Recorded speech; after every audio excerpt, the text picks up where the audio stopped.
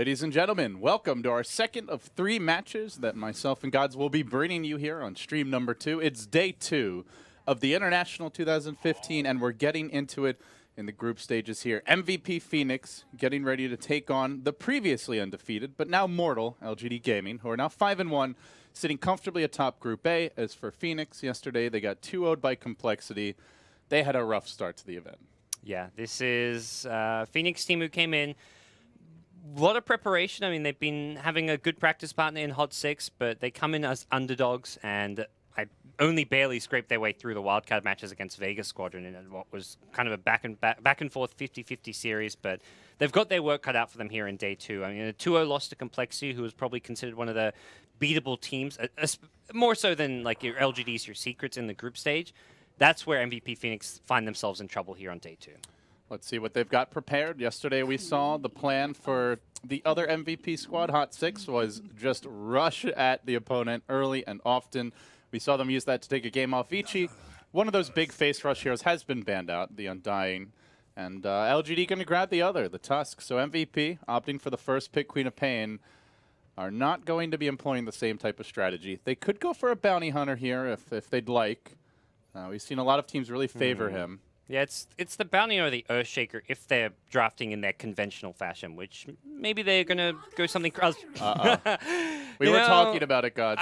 We were talking about these guys are Naga pickers. This is a go-to. And I mean, I don't mean to be critical of some of these teams, but it's something we're going to see a lot from Phoenix, I think, partly because they have KP on their team, probably quite a lot from Complexity, especially when they're versing the teams that, to them, are really kind of...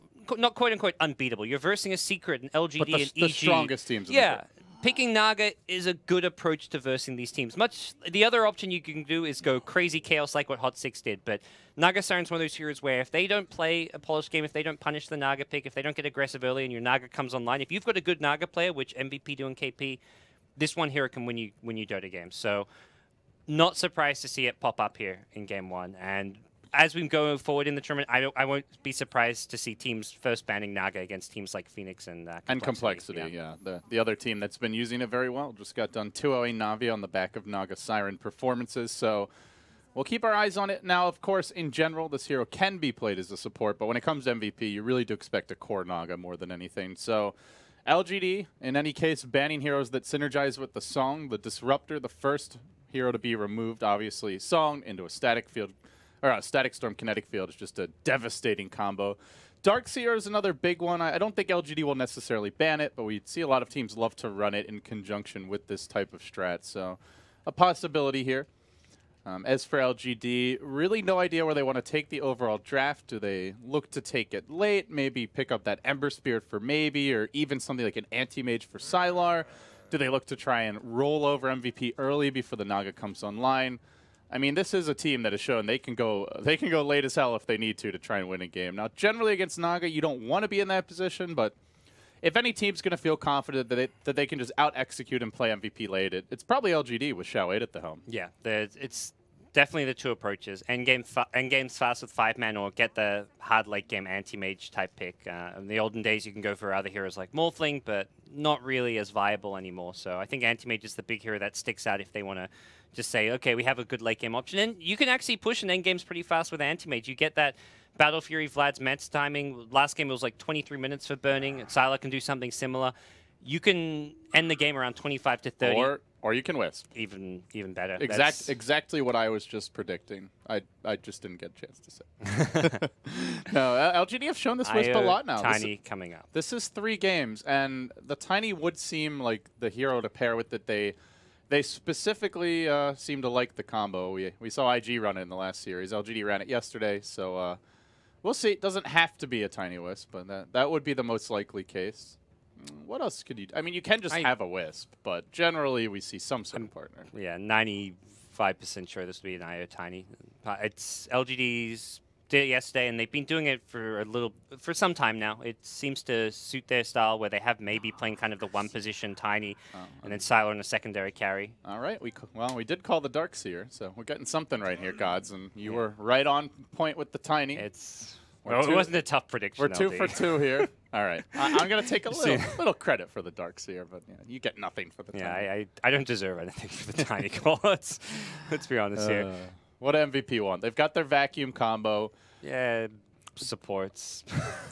Yeah. What are the supports here? They like we've seen like the Witch Doctors, the Wyvern, not so popular for this team, but has been a strong hero. And you are against Denio. If there's ever a Wyvern game, this would be it. Yeah, and MVP.Phoenix may need to kind of dual lane mid because Queen of Pain will struggle to lane against the IO Tiny, who just constantly get harassed and kind of pushed out of and bullied out of the lane. Maybe Winter Wyvern is one of the heroes I think that matches up quite well against IO Tiny. That's what I just said. Oh, okay. Sorry. No, it's okay. Hearing other things. It's okay. Witch Doctor, another good option against the IO. Yeah. Also called that one. We're doing it, man. We're getting these picks here. Maybe they go both, honestly. Witch Doctor and Wyvern is a strong support duo. Great at walking down the wisp, and they scale well into the late game too. So could definitely be a possibility here. At that point, I'm a little worried if I'm LGD, honestly, in terms of the draft. Yeah, we'll have to see what LGD get for Silo here, and I assume he's not playing the Tiny. He has, for the most part, been maybe on the Tiny. Yesterday he played in the past as well. Heroes like Bristleback are often go-tos for LGD. There's the Winter Wyvern ban. It would have been too good. If you have two hard, I'd say pretty hard counters to a Wisp duo, that's really pushing it at that point. So what do you get instead if you're MVP? There's no Earthshaker available. Some of the strongest anti-Wisp supports are gone. I mean, there's just D-pushing heroes, maybe. Like, well, Lena's banned. I was going to say Lena. Yeah, I'm trying to look at your team fight here. You haven't actually got... I mean, you've got the Naga Darkseer, but where's the damage output outside of the Queen of Pain? Death Ward, kind of nice, but I feel like that's going to be something which LGD are going to be ready to deal with. Lena, like you say, would have been great.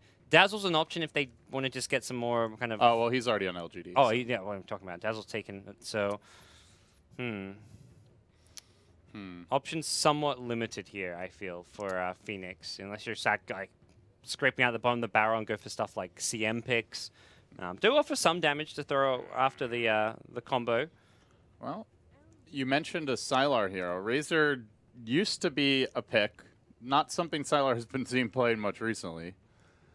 But just a fairly independent laner that doesn't take a whole lot of space gets banned out. You want a strong laning hero here because you are running dual lanes, and something that isn't going to have to be prioritized as like the main farmer when you've got Tiny on the team. So Razor, Viper are good, Bristleback's good. Someone that can zone out a Darkseer as well would be that's preferable. That's a what's actually going to be able to lane well against Darkseer and.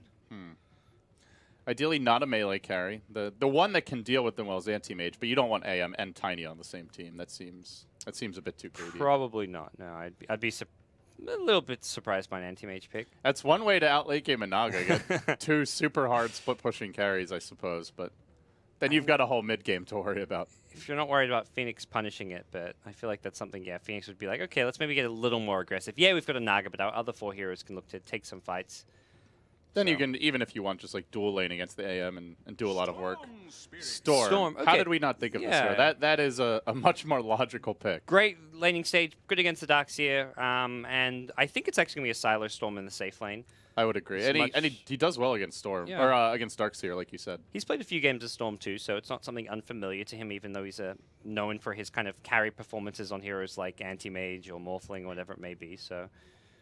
not something I think of like, oh, Sylar's an amazing Storm Spirit, but it's a good Storm game so far. They do have one last pick. Maybe you prioritize someone with a little more lockdown now. Maybe this is where you go for the Lion. I suppose had Phoenix expected a Storm, they may have preferred to have a Wyvern instead of a Witch Doctor. But hindsight, of course, 2020 at this point. Yeah.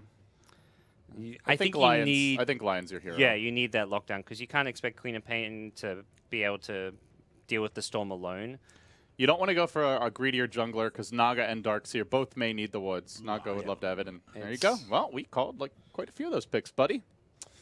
We're on point today. It's bringing our A game. It is TI, so we decided to try a bit. Okay. Not too hard, just a little. All right, we'll put in 30% for this cast. You don't want to see us. You don't want to see us at 100%, guys. That would be scary. So here we go. I like this overall draft from MVP Phoenix. I think the Darkseer pick kind of all-in-ish with their overall strategy. They've gone for the wombo combo team fight. At the same time, it's not just a one-dimensional strat. It's the split push Naga Siren who can control the game with the big team fight. If LGD theoretically should have a strong early to mid game while MVP are trying to farm up the Radiance. And the one thing MVP.Phoenix can do to defend towers is throw out the sleep, set up the combo, and try and take team fights through that. All right, folks, we're into it. Our second of 3 matches here that Gods and I will be bringing you on stream number 2. Getting underway. Should be a great one. We'll see the Naga emerging. MVP.Phoenix looking for the trump card, just like Hot 6 did yesterday. This could be the hero that gets them a game win here against LGD. LGD do come in as heavy favorites, and should LGD 2-0 this game, they are in pole position in Group A, and I think at that point, the chances of LGD not being top 4 are very slim. So LGD really searching for that 2-0 here. And it's so nice when you like secure a top 4 pretty early on, because then you can use your remaining group stage games to maybe try out a few different picks. And you can start hiding strats if you want. You don't have to show any important picks just to get through. Yeah, so getting off to a good early start just means so much, whereas if you're kind of borderline, you're throwing out all your best strats to try and finish in that top 4. So it's a comfortable position for LG to be in should they win this series, but they've still got to beat MVP, so we'll see how things pan out here with the Naga Siren. Oh, there's plenty of tale of a favorite coming into a match who overlooks the opponent right in front of them and starts worrying about the one down the road. LGD, of course, they've got Secret on the docket tomorrow, but here comes the level 1 skirmish. We're going to start this one off with a bang. Immediately the cast bouncy to hits 3 times. A great start. Follow-up stun connects as well. They're trying to burst on MMY here, but it's Febby also dropping low, runs into the pit. He'll be the trade, and the Remnant doing heavy damage to KP. A 1-for-1 exchange. Barely the first blood going the way of Febby. So LGD, the ones who end up with the slower start. First blood does go to the Witch Doctor, and that will be an early pair of additional sentry wards for him, it looks like. Or actually, I think he brought the Circlet next. And he trots down bottom. This is an aggro tri-lane Naga, Gods. It's a Queen of Pain solo mid against the Tiny Wisp. And then it's going to be a Darkseer safe lane versus Tusk. I think really smart decision from March, the captain here, because you know that dual lanes are coming your way. The IO doesn't really want to leave Tiny alone against the Queen of Pain. You're going to get bullied a lot by the Shadow Strike harass. So they can really cause the Storm some problems as far as getting farm. If he can't walk in to use Remnant to farm, he can sit back and try and last hit, but against a Witch Doctor Lion, not much of a hope there to get much farm for this Storm Spirit. They haven't blocked the pull camp, though, so that's going to be the approach for LGD. Just deny experience, deny as much as farm as possible by just continually pulling when possible. And you do have to be careful if you're MVP here with your supports. You have a tri-lane, but they both have 1 armor against the Dazzle heal, as well as a 5 armor Storm Spirit. So you don't want to start trading blows too much by yourself. You really want to make sure your buddy's nearby and use your teammates wisely. So look at the mid lane. LGD already broke down the trees, and they have begun the stacking. They only got the single stack off, and it's the medium camp. Not ideal, but we'll just see them continuing to look for the economy. In the top lane, good news for March is this is a pretty decent lane for Darkseer. Your safe lane, you can go farm your own woods if you want to, as they move in again bottom.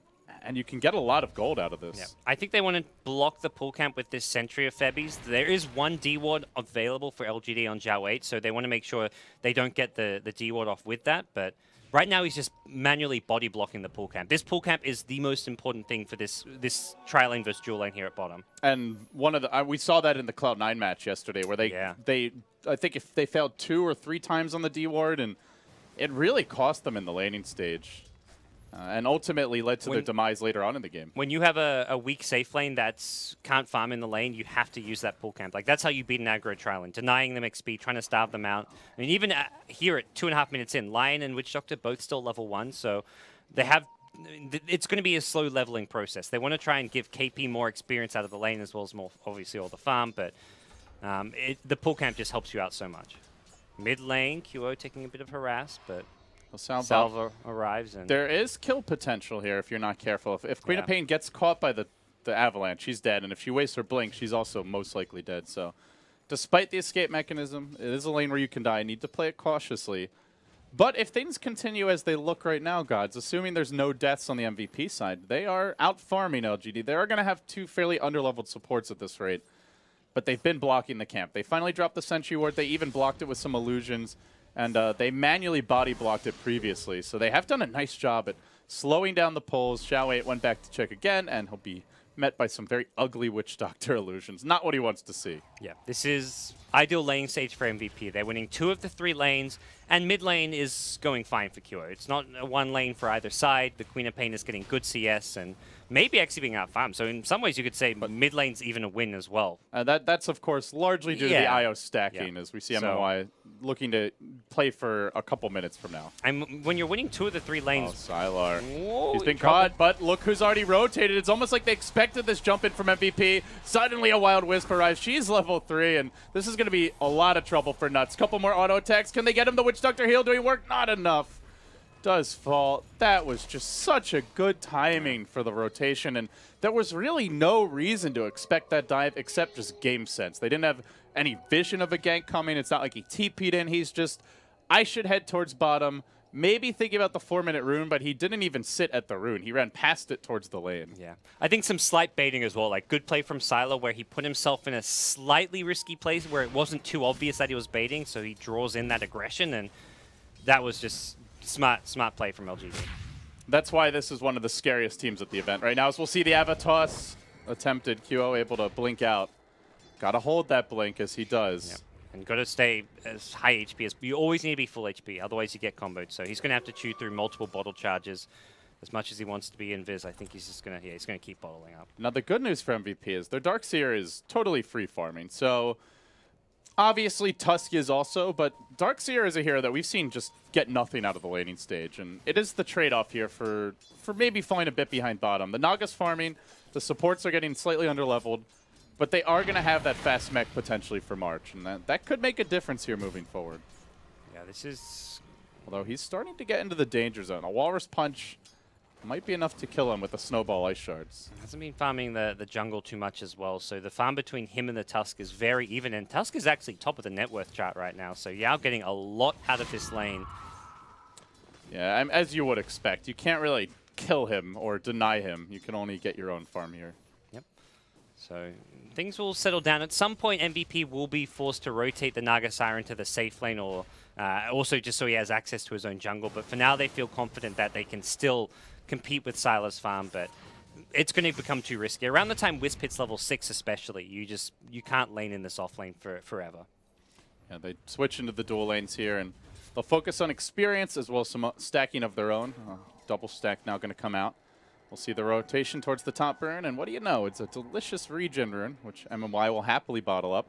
The bounty rune already snagged bottom by Sylar, so rune control going the way of LGD as QO begins his first movement off the middle lane, now swinging towards bottom. Well, they see the Storm, and he has not hit level 6 just yet. It could be an opportunity, but he's also tanky. There's actually no mana for a Grave. He's going to have it in 10 mana, and QO makes his move right now. He walks into the creep wave. He's going to tank a Remnant, and then just has to walk away. Yeah, weird timing. Very awkward gank by QO that amounts to nothing. They are getting experience for Nuts mid, but that is not how you want your first rotation to go. Just didn't time it with the creep wave coming out, and mid lane, Nuts alone. That's an easy Avatos as maybe goes in and the kill goes to MMY. Can't be... They see QO bottom and they know they can go, so that's where Nuts has to sit even farther back, but he didn't get to buy his boots before dying. He is looking like food for this combo, potentially. Yeah, and QO mid lane, out of HP, this is where this lane gets incredibly dangerous for him. He could easily die here. Yeah. You can almost kill him just with a toss at this point. Yeah, if he gets in range for an avalanche, he's done for. And so he's sitting here, just getting experience, not really farming. Kind of hoping maybe for a level 7 here, but... There's your avalanche, and the toss, dunked down. That's sloppy play. This is where, like, you have that bad start as a Queen of Pain, like, you have a failed rotation, and then you just say, okay, I need to get back in this game by playing greedy, but this is kind of like, you go and tilt. This is basically what's happened to QO, where he didn't have the best... his laning stage the first 2 to 3 minutes was fantastic, but then when he had the failed rotations, he's thinking he needs to do too much, and you make those kind of plays, which is just not something a more experienced player would make. LGD back to the jungle where they have a quad stack waiting for maybe, and this is just going to blow his economy out of the water. Going to pull very far ahead of everyone in MVP as he cleans this up. Becomes the most farmed hero in the game. Maybe completes the treads as the bracer, maybe even goes towards a blink dagger. We'll see if he wants to just get the drums or if he looks for a more aggressive item. Xiao trap mid. They try to stun him. He did TP, had to cancel, but the snowball comes in. It's going to turn against Nuts, and they'll get the trade here. It might even be 2 heroes. This Q already used the blink. He's going to engage with the ultimate. Can't quite get Maybe, who survives on a fraction of HP. Oh, if he could have snagged the tiny kill, that would have been worth it. But instead, another death for your Queen of Pain, and more momentum going the way of LGD. That's brutal. The way the game's going now, gods, it feels like there's only going to be 2 real things that can turn this for MVP. Either the Naga getting out of control with the Radiance, but that's a long way off, or maybe the Darkseer getting involved with an early mech, though he's still got a ways to go before he completes it. Got the Arcane Boots and the Soul Ring, so extremely heavy focus on the just mana, basically, for the laning stage. I don't even feel like they're going to be looking to team fight around the Wombo combo. For one thing, they didn't even level Song of the Siren at level 6 on KP. He went for more points in the Riptide and Mirror Images. He now rotates to the safe lane, so he basically says, my time in this off lane's done for. Storm's level 7. Wisp just hit level, well, Wisp is level 7, not just level 6, so it's too risky for him to be there. He wants access to his own jungle as well, and he's got to make that jump to Radiance, which is going to be a pretty big leap right now, just sitting on 1,100 gold. Just compare the way MMY's gotten to play this game to how it was when IG were running the Wisp, where Faith was constantly under the gun. We saw LGD 3-4 hero smoke gank try to steal neutral stacks. They were putting aggressive wards down. They were not giving breathing room to the Tiny Wisp duo, but MVP are giving that breathing room, and they're giving up kills elsewhere, and the difference is clear in the items. MMY has an additional urn and 1,000 gold, I would say almost directly on top of what Faith had at this stage of the game. He's just so much farther ahead on the Wisp. To be fair to Faith a little bit, it's come from misplays from Phoenix where they've got kills that they shouldn't be getting in this mid lane. Like, not taking anything away from LGD, but that was like mispositionings first from the line and then from the Queen of Pain in mid lane where they just gave freebie kills away. And then that recent team fight was kind of like that was less of a bad play from MVP, but the previous solo pickoffs where heroes just sitting there trying to get experience, those shouldn't happen. Yeah, it's also just the general gameplay, and they haven't really tried to pressure mid at all. They just leave Queen of Pain there. Lion came in once more defensively than anything, and then ends up dying when Queen of Pain leaves the lane, so... Yeah, it's hard for Kyo because he's used to getting so much support in the mid lane. Typically, MVP really picking Earthshaker, Bounty Hunter, and camping his mid lane to secure him a good early start. But when they pick this Naga and do this aggro tri-lane, Kyo's got to adjust from having no support, from having all the support in the world to having no support whatsoever. It feels like that one go bottom. He just started basically, face palming. Crap, I really screwed up. And then just got a little frustrated. So let's see if he can recover now. MVP bringing 3 heroes towards the bottom lane. Yao is somewhat in the neighborhood, and Sylar is such a tough kill. It's Nuts running in. He reveals the smoke. They didn't actually see anyone else, but the way he was running at the storm was pretty much a dead giveaway. There was a gank coming, and we are going to see a different type of Tiny Gods. This is not the Burning Eggs rush. This is the maybe I want a frag build. He can... A lot of easy solo kills. QO is a solo kill. Febby is for sure. Nuts is. The Darkseer with Wisp backup or Storm backup is also a kill. Anyone can basically die. Even the Naga of KP is a kill. Yeah, Darkseer is probably the one slightly hard solo kill with a bit more HP. And yeah, you'll need your level 9 for that, but he's about to get there. And well, let's get the party started. Says maybe. First kill on the board. And they'll be looking for more as this game continues. Just even thinking about like diving the tower, and it's like, maybe not yet. We're just 12 minutes. This is really the power of the Blake build. It's not even that kill. It's the way MVP are going to play now. Yep. They're going to sit back. They're going to be afraid of the tiny jumps. They're definitely not going to want to pressure him without 4 or 5 heroes. And now if he wants, he can just play the farm game. I feel like you don't even have to get more kills. As we see an engagement towards the bottom rune. QO's going to drop. Good pick off again for LGD. Looks like he was going for the rune and gets just punished for it. Like watching the way KP's been farming on Naga, it's super defensive. He's only sent illusions into lane. His heroes always be in the neutrals. He's being very limited in the farm available to him. He's kind of farming very little as far as the lane creeps go, and only with his illusions. He doesn't feel safe sending his main hero into lane. And that's even with 4 LGD heroes actually on the bottom side of the map. They're feeling a little scared. And I mean, I guess who can blame them after the way the game's gone? Maybe going to drop down an Observer Ward, and Febby. Oh boy, Blake, Ava, Toss. Don't even need the Tusk. He's just here for the KS. The KS, yes, basically. Now they get the wards down. Oh, they've got relocate. They've got the level 6 and more on Storm, and this is feeling like a game that could end very quickly if MVP don't start pulling out some amazing defensive plays. Yeah, Radiant Vision is just brutal right now for MVP. Oh, it's nighttime, and they're moving on through the tree line. They may have wrap on bottom. If they wrap on bottom, could be 3 heroes going down. They'll get in too. MVP playing in the dark right now. Nuts could be the first victim, about to get caught up by Maybe. This is setting up for a 4-hero Avatos. They even smoke. It's about to be broken. Maybe in position to ruin this. March should know they're there. He's pinging it. Oh, the smoke's broken, and they're going in anyway. They say, screw it, man. Let's just jump, and that could be a really poor decision. They try to get Sylar, and they will pick him up, but the Avatos comes, only catches Febby, who's been necked up and kept alive, actually turning into a great fight here so far for MVP, but they buy back on the Storm. MMY still alive. Snowball comes through. That'll end Nuts with an uppercut. And now the buyback from Sylar, getting nothing done. Great fight. Really good for MVP. Space for Naga as well. Really important there is that they drag all the heroes towards the bottom lane. The smoke popped and they pinged where the heroes were, but they said, look, we don't know who that is. This is a Storm who thinks he's safe because he has backup here. We can insta-kill the Storm, and they did so perfectly with the Sonic Wave and everything. And then it's kind of like you accept that you're going to lose someone to the Tiny combo to get that kill. That's a kill you don't want to give up. KP, fortunately, he got that haste turn. Almost soloed by the Tiny. If he dies there, that completely wipes out everything they just accomplished, but is barely able to live. QO might not be so lucky, though. He's totally out of mana here. Does he have stick charges? Not going to get anything off, even if he did. And oh, he had already popped a stick. I think popped it, but didn't get to blink. Yeah. So for MVP, they just want to try and slow things down. They're going to have to, I think, keep going for these 4-man smoke ganks, because that's a good way to create some room for KP. Unfortunately for KP, his entire jungle's warded, so he's in so much danger of getting relocated on. He can see, if he sees the relocate, he's going to instantly song and then just TP out. So he does have that defensive maneuver. And but that only works once. It's a 3-minute cooldown. They will be able to go again with at least one more relocate. It does reveal the wards too. Like, so if you blind relocate on him, it does give MVP a lot of information about what's happening on the map. LGD again making a move. Shao waiting now. They want another ward, I think. And they're swinging around for it. They really want. They get revealed. They drop the ward. It's almost in range of the tower. I guess not quite. Nuts getting caught by the uppercut, and the finger is available. Doesn't want to use it just yet. Relocate coming in, and they're bringing in the Tiny. They're looking for 2. QO starts taking a clubbing, and he will end up falling 2 down. And the ward does get destroyed, but now they drop the wall, and they look to turn with the Death Ward. The toss will quickly cancel it. Cast was bouncing. They get 1 counter kill. Febby kept alive by his own heals. Surprisingly tanky as he rings around the Rosie. Survives for ages until Sylar finishes him off.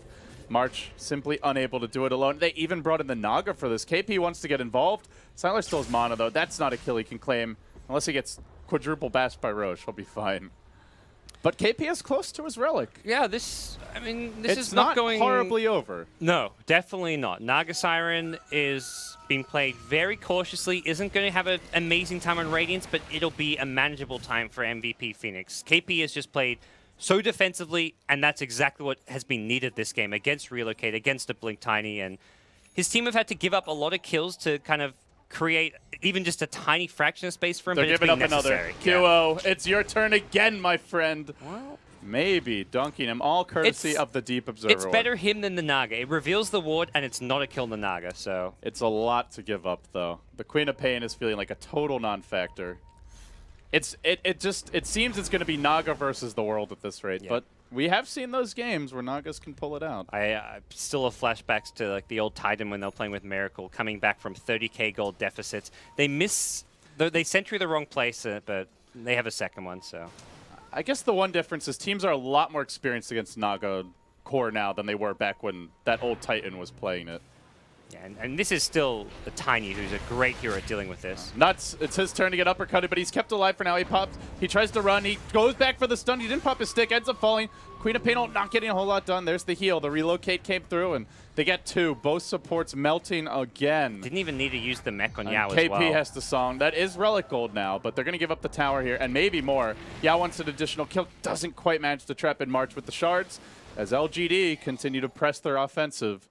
Sylar, meanwhile, gearing up for more of a carry build here, going towards the Bloodstone, and rather close to completing it at this point.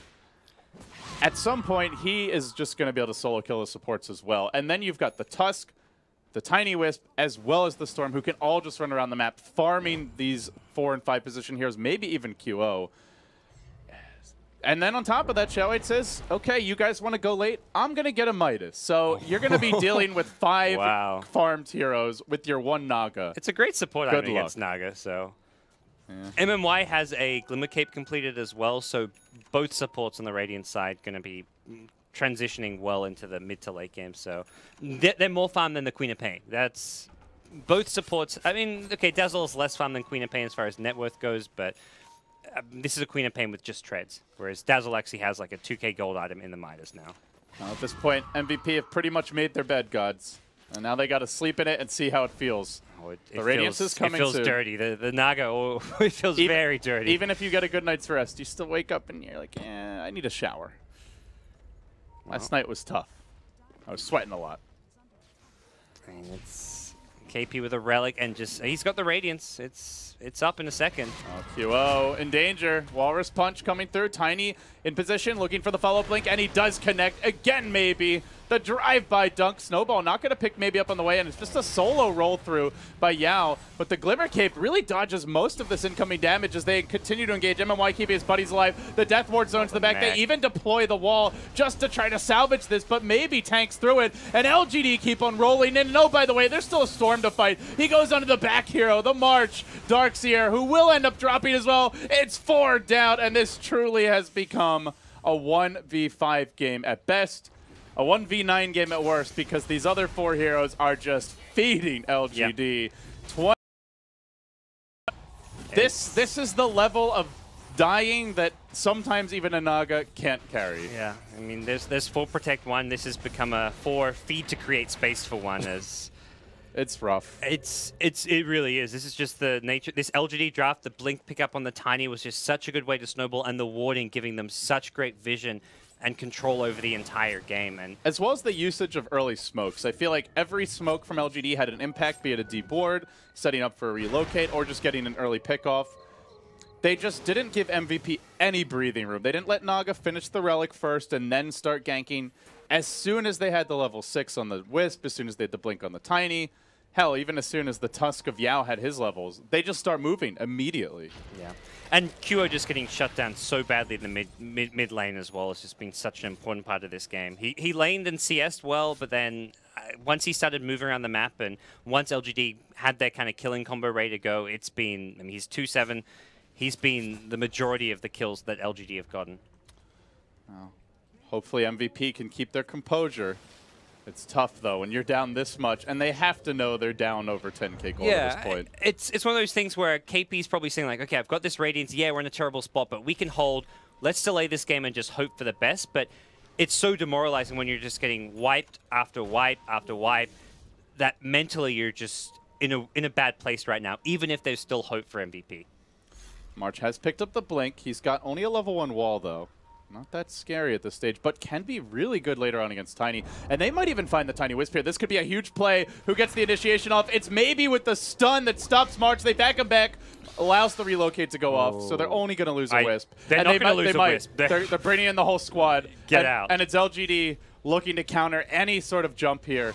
They won't lose a thing. It's a smoke committed for solely a relocate, and now maybe rushing in. He's got 4 heroes in position. LGD giving no quarter, giving up no freebies, go right back to pushing and right back to pressuring. They just couldn't find the Wisp there, and they can't go on the Tiny because the relocate out is always going to be there. MMY, just really nice position. Also just difficult because it was nighttime. If they had something like an Observer Ward they could have planted in the lane to give them some extra vision. Obviously, you don't really want to. You don't think of Observer Wards as a ganking item, but it would have just helped them out a little bit. The problem is at this point they have no towers top, so getting to a point where they can drop a ward is. That's a very difficult situation. Normally, you've got your tier 2 up at this point, but not even that's available to MVP. And on top of that, maybe with the super quick reactions, gets the avalanche off, delays the Darkseer running in, and that deprives them of even more hero vision they were hoping for. And KP now boots and travels up, so he's keeping up and progressing nicely with his items, but... Well, KP, they're hoping for the hour-long game. LGD... They're looking for the 25-minute one. Yep. It is a level 2 Sonic Wave. That's an important level acquired for the Queen of Pain. So if they have to defend racks, Sleep combo with a Vacuum Sonic Wave at least does a little bit more damage. Every little bit counts at this point for MVP. Well, ideally, if they want to fight, they want to do it with the tower still standing. That is an important bulwark for them. And they have TP'd back the Naga. KP has Song, but he's also no longer visible bottom, and LGD may just back off and wait for a better opportunity. At the very least, they're going to wait one more creep wave here.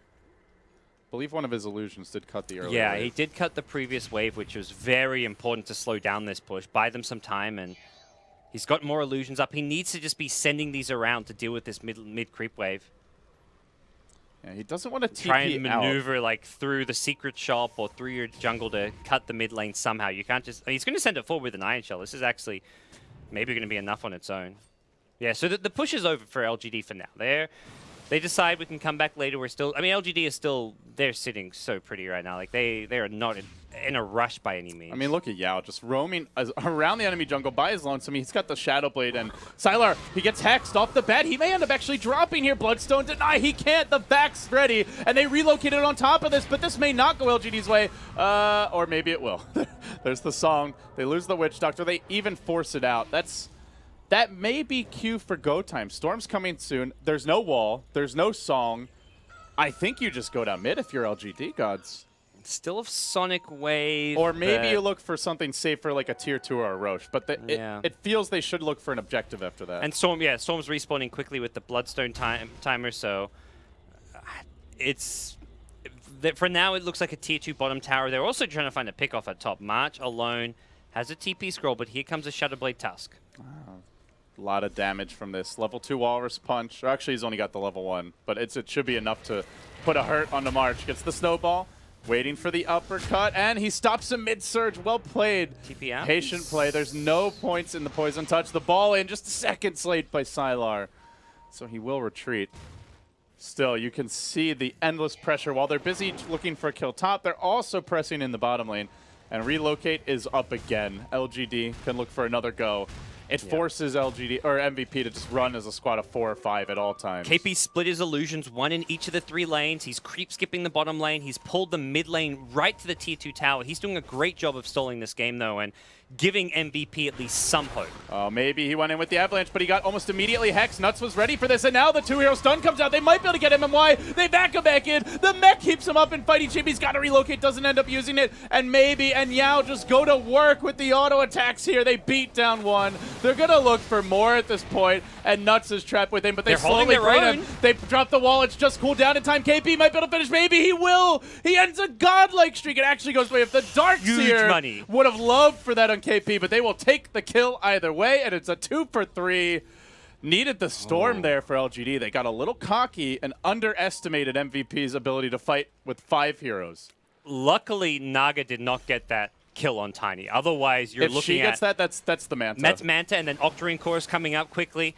And then things get tricky for LGD. I mean, even if Naga does reach the Manta Octarine Core, but by no means is this game suddenly like looking good for MVP. But they have to reach that point to stand a chance. And, well, it's still going to be some time before we get there. Darkster, unfortunately, doesn't benefit a huge amount from the gold necessarily. I mean, he's seeing on 3.6k gold. May look for something like a Shiver's Guard.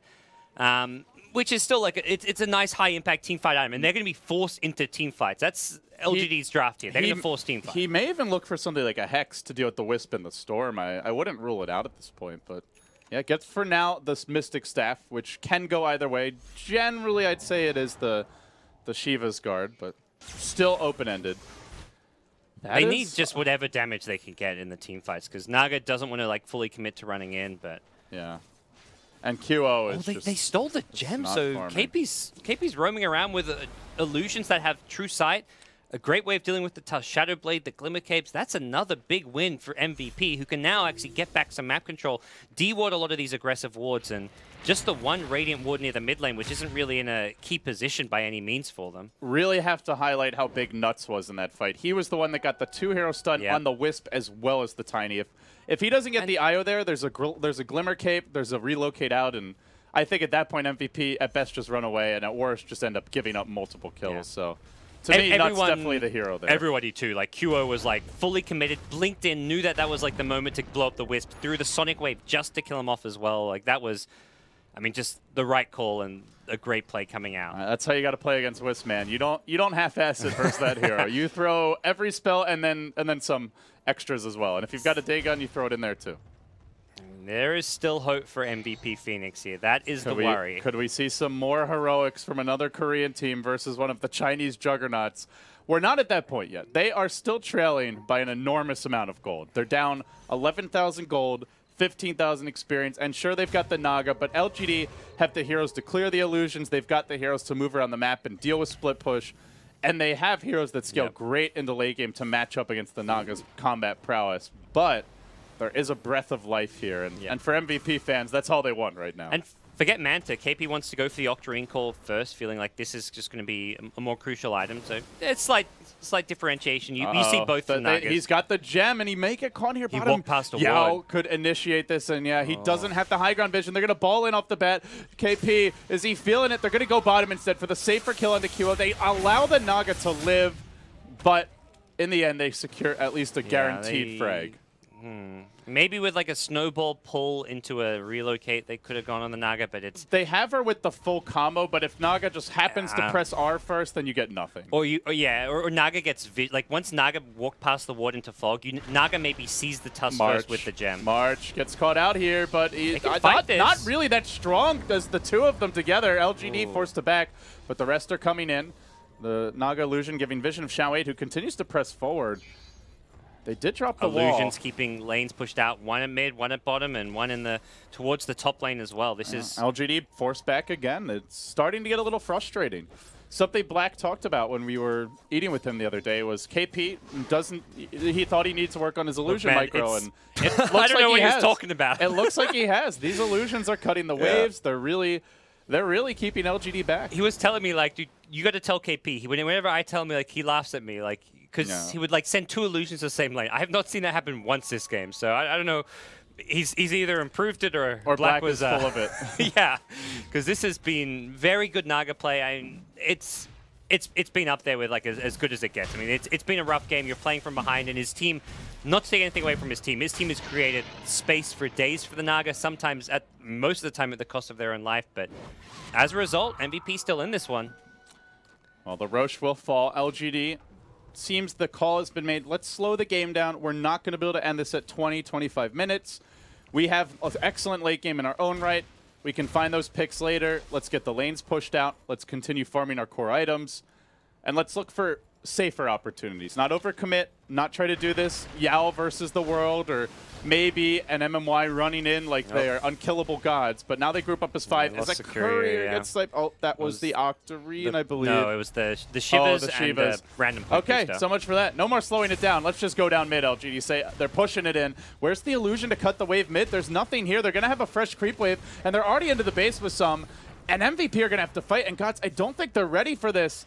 Even a slight slip and mentally, it might cost them heavily here. They're going to look to go vacuum wall. They're not dropping anything else from the Naga just yet. She tries to walk in, but she gets silenced and then jumped on by Sylar, who pulls KP back in. They're going to ball forward. He needs the zone. He can't get it off. Ends up dropping.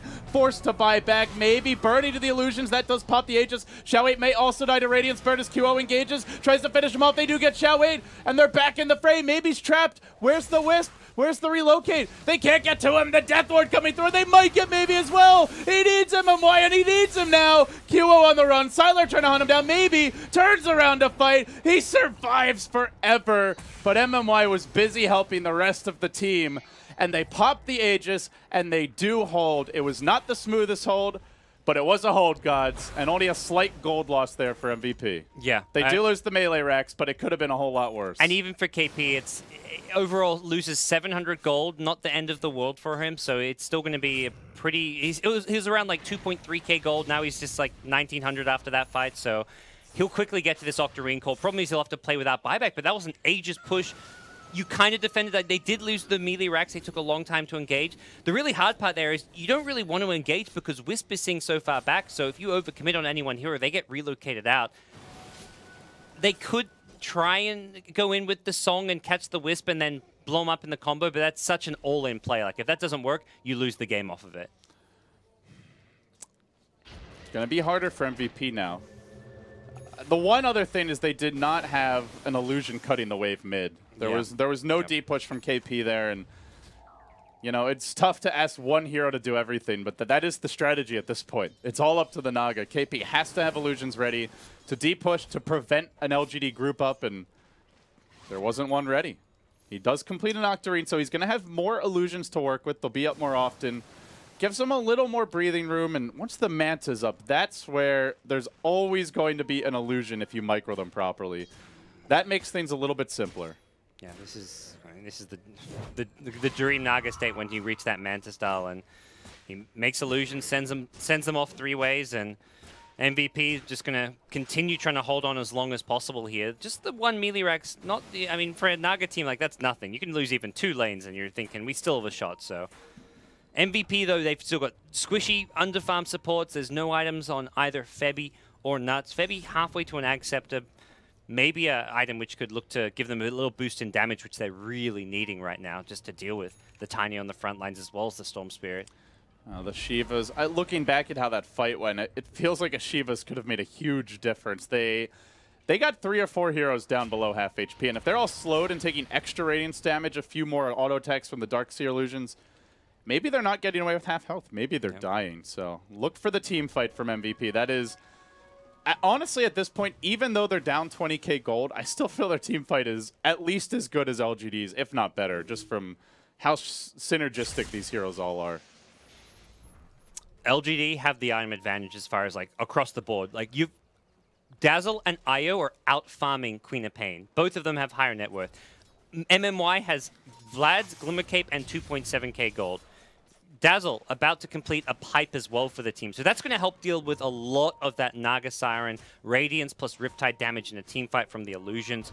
Really handy item to have against Naga. Sylar will push in this bottom lane. He's, as you mentioned, everybody's farming, and he's certainly a part of that.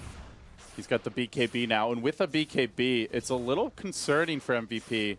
No Hex, no lockdown of any kind that can deal with him, aside from the Lion, but no blink on Lion, so not sure how Nuts is going to find him.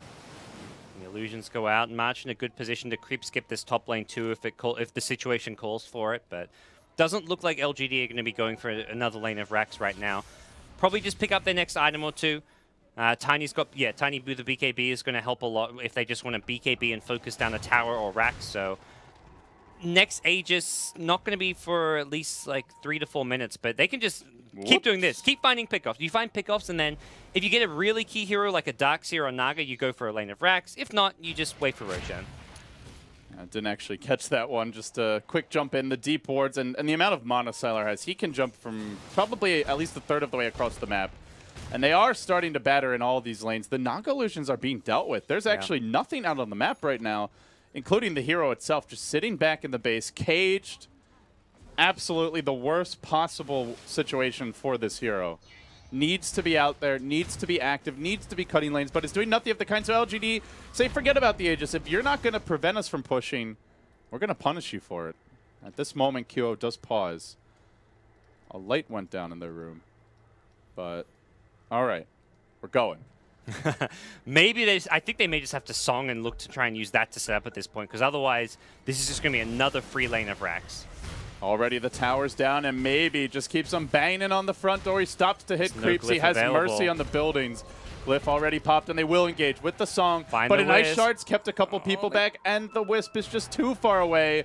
The Weave gets deployed. It's just stalling tactics. They didn't even have the Queen of Pain in position. So LGD run in. They know there's no reset tool any longer. They turn back for the Rax. Maybe does. He hits it once. Now he's just standing and holding position while Sylar jumps in. He's fighting against 4. He kills Febby solo. He may pay on the way out. Could go for the Bloodstone tonight if they don't focus him down. They finger him, but there's the grave from Xiao 8. The ball out from Sylar. And all the while, the rest of LGD dealing with the structures. Here's MVP being overrun and completely crushed by the massive gold item experience advantage accrued by LGD as they slaughter MVP within their own base, deep behind the throne. They dive, they kill, they leave nobody surviving aside from the Queen of Pain, and now they throne it. No, okay, they go back. Maybe they go Megas. Maybe they go throne. LGD, they'll have their pickings of the MVP base. Yeah, it's over. March calls it GG. Game 1 going to go LGD's way. It just became too much all about the Naga Siren. Like you mentioned it, like at some point you get Tiny, Storm both off to such a fantastic start, and yeah, Naga delayed the game by about 30 minutes longer than maybe it could have gone for with how far ahead LGD were, but LGD just polished play from start to finish. Great performance by LGD. They now grab another point, and they've got a shot to end, well, I think this is their last game of the day, this match.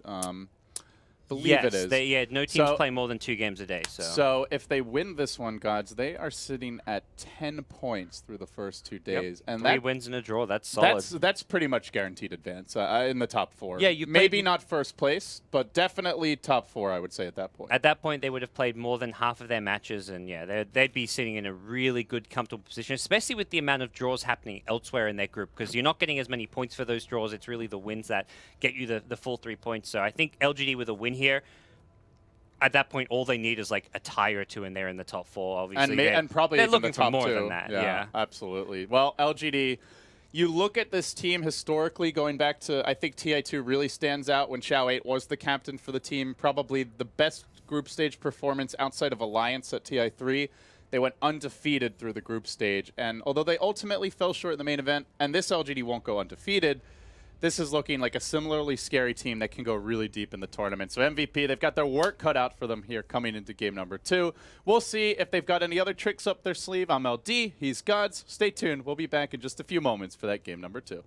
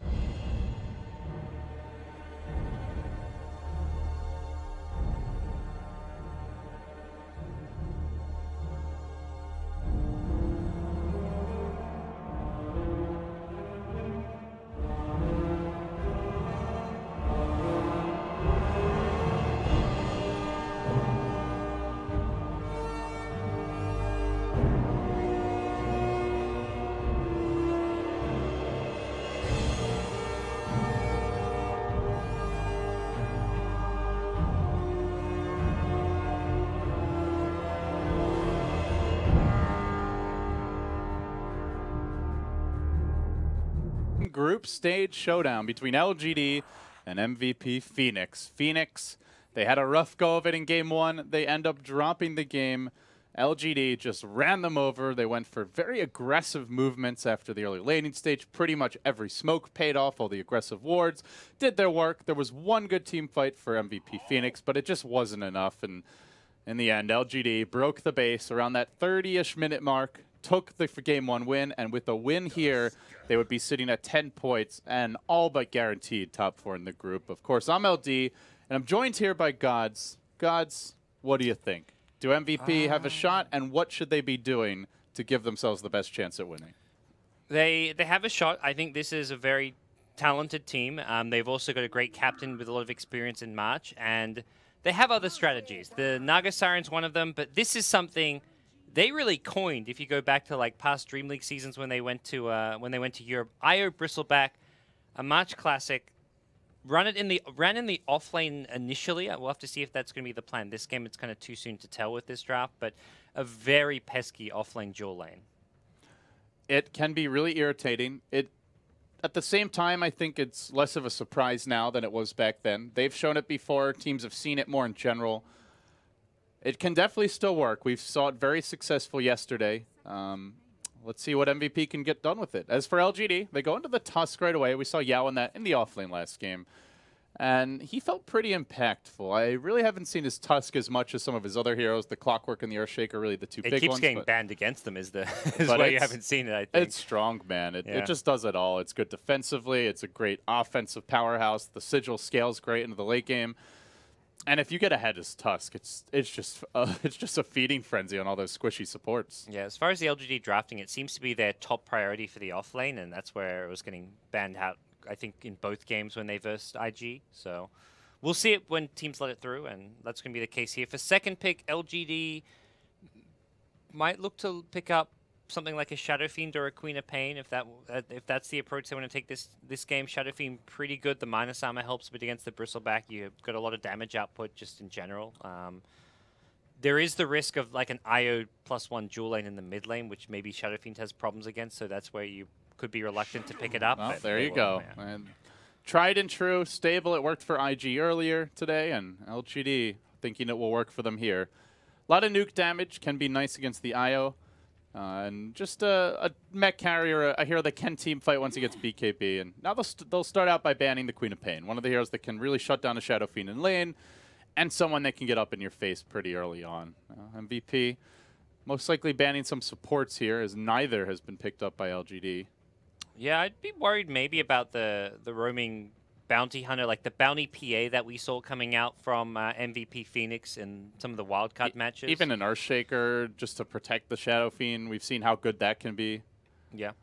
Yep. So I'd really like to see Phoenix go for the Febby bounty hunter. I guess the bounty IO is like a support duo with no control, no real damage output. It's pretty weak, and it means your core heroes have to give you everything from stuns, lockdown, damage output, and carry potential. Yeah, it is a big weakness in your draft, but it seems to be where Phoenix can be strong. So you have something like, and also I guess your safe lane doesn't have a support at that point if you have a roaming bounty hunter. So no, they ban it out themselves. And yeah, I wonder what LGD are gonna.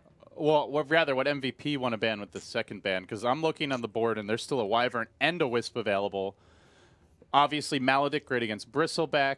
The Cask great against Wisp duos in general. Wyvern excellent against any Wisp combo. If you're planning on the IO Bristle off lane, probably Witch Doctor's more of a problem here because he's a really strong laner with his attack animation, Cast, Maledict, or probably you go Voodoo and not Maledict in that lane. But it's a great support to have against an IO Bristleback lane. Wyvern, his first spell has a really long cooldown, so it's not something really. It's not as good at useful. zoning. Yeah. Early game skirmishes. I would agree with you there. But depends. LGD depends what approach they want. They may opt feeling for neither. pretty comfortable. Yeah, they could go for neither as well. They like Ancient Apparition a lot if they wanted to go for like a Rubik AA. Options are plenty. They do want to get a strong safe lane farmer for Sylar that has some zoning potential. Razor, Viper, these kind of heroes who are also tanky and won't just get beaten down in lane by IO Bristleback. Poor Sylar, not getting to play his Naga anti-mage. You know, those iconic Sylar carry heroes. He's I wouldn't say he's had to take a back seat, but he's definitely had to take on more of a secondary role here to the mighty maybe. Well, Phoenix, they do ban the Witch Doctor as predicted, but they're the ones who grabbed the Wyvern, and I like it a lot on their team. It gives them everything the Wisp doesn't, the lockdown, it gives them an additional save, which is quite nice, and LGD also grabbing a defensive support. Boy, these heroes are just in vogue. Yeah. Every game, there's going to be some combination of a Shaker, a Dazzle, and a Wyvern. Like, I don't think I've seen a single game where there's neither, and that's not even counting the Undying, who's normally banned out. And they're cool because they're defensive supports, but they actually have surprising amount of firepower. Like Dazzle Tusk is a really strong combo. Not necessarily saying they're going to dual lane in the off lane, but even in the mid game when Dazzle's going to move around the map a bit, Tusk does as well. The snowball into like the Shadow Wave bomb does a lot of damage. Dazzle goes for the Medallion, which buffs up the Warrior's Punch damage, can also buff up the Shadow Wave damage on a hero after they get snowballed, minus some with the Shadow Fiend. There's great synergy with this LGD pick so far. What do you think Phoenix won here? They've already got a lot of physical emphasis from the Bristle, and there's a Dazzle as well as the Sigil to somewhat negate that. Do you go for more of a magic damage carry here for QO? Let's see. And also looking at the overall game plan, is he going to get more help this time? Last time it seemed like he was more on an island with the carry Naga going into the offensive tri-lane. It's hard to see him getting a lot of help when you have like the Io Bristleback going on. Storm maybe? Storm is a likely ban here, I think, by LGD. This is a core Omni Knight. I think Bristleback it's maybe an Io Bristle mid even? That could be it. Omni offlane, but Omni offlane is not going to have a good time here against PL Dazzle. Well, insta PL pick, and there's your Diffusal buyer right there. Like it's not even. I feel like LGD wanted this hero regardless because they picked it up so quickly. It happens to work out even better here. Yeah, they banned the Shadow Demon, but like has the purge against the Omni Knight, and they do need a secondary support. Good synergy between Shadow Demon, Dazzle with Disruption, Shadow Wave, but that Ember could have been really nice, counter to the illusions. Gyro's already banned out. They need damage output. Like you've got Wyvern, Ire, Omni Knight. No damage from these three defensive heroes. Even Bristle, like he has some right-click damage, but if he's getting kited and the Shadow Wave, the Weave, it's all physical. You need.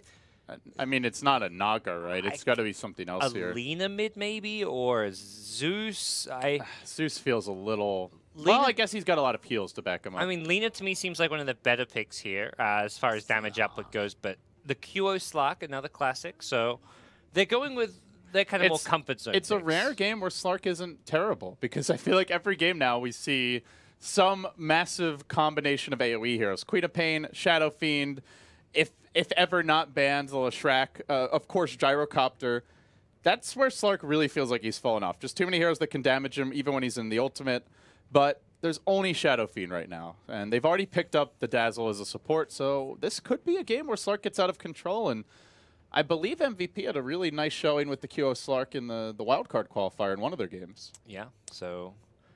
It's a playmaking hero. Yeah, and LGD, their last pick will probably be geared up for dealing with this. Get something like a Lion or a Sand King, get an AoE stun, get some control and lockdown. Sand King, now there's a hero I haven't yeah. seen in a long time.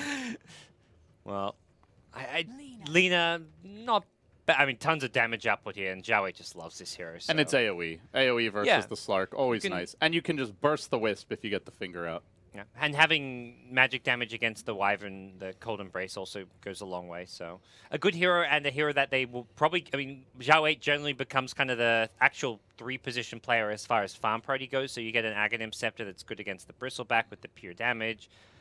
It's just a nice pick. KP. So he's going mid on the Omni and then safe lane Slark, I'm guessing? They actually run Slark mid from time to time. I guess it could be like 2 dual lanes and then an Omni solo safe. I almost feel Slark like is not going to have fun 1v1 against Shadow Fiend.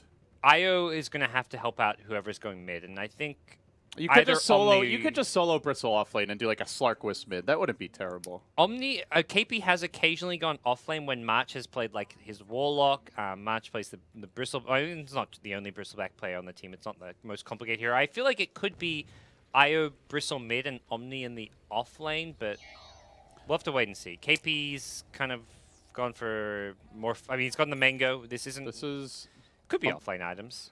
Yeah, it looks like more of a self-sufficient build, not trying to get an early Soul Ring out or anything like that. If he was going mid with the Wisp, he probably wouldn't buy these items. It looks like QO with the Poor Man's Shield Salve is going to go I think he's going bottom, and then...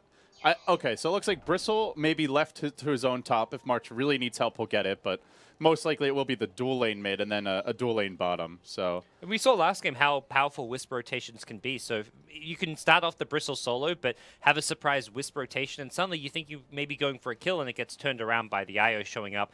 And Io gets a whole lot stronger when he's level 2, level 3. You get points in overcharge, you get the spirits out. So maybe they leave March solo and then just have a surprise gank from the Wisp.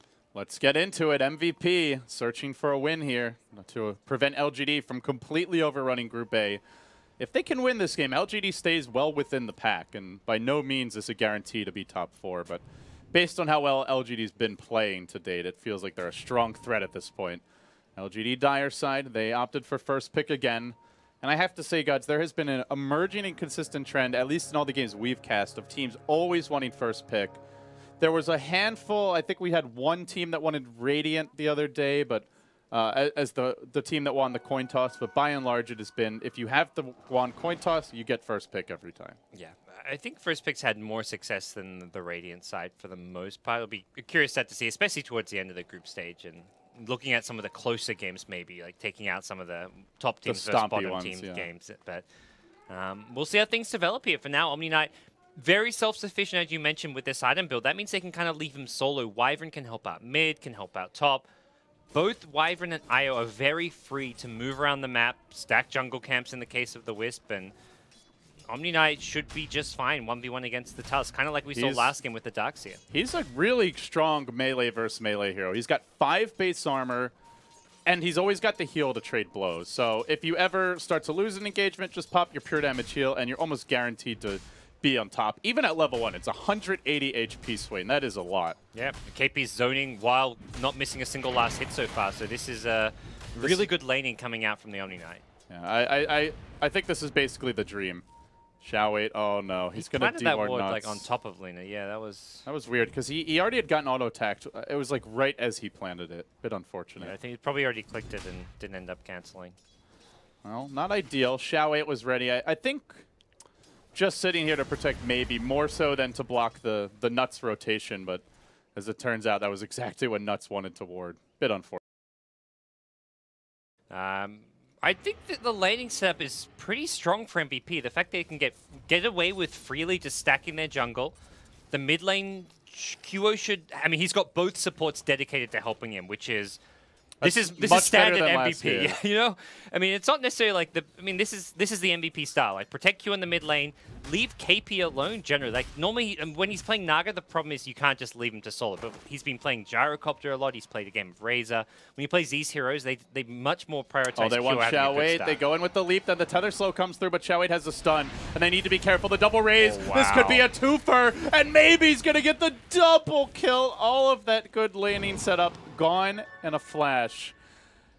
That was an extremely risky go by MVP. Yeah. They knew the Lina was there. They knew the Shadow Fiend could rotate, and they just thought they could get the pounce. But even if they hit the pounce, they have no extra damage. I think at best they walk away. They're not getting the kill there, and, well, we saw what happens at worst. Level 2 Slark, they didn't have Wyvern with them, and even if they did, Arctic Burn was still on cooldown, so... Yeah, it's only a level 1. Level 1 pounce does no damage. It does 50 damage. No, that is beyond insignificant. And now maybe has 17 souls, and...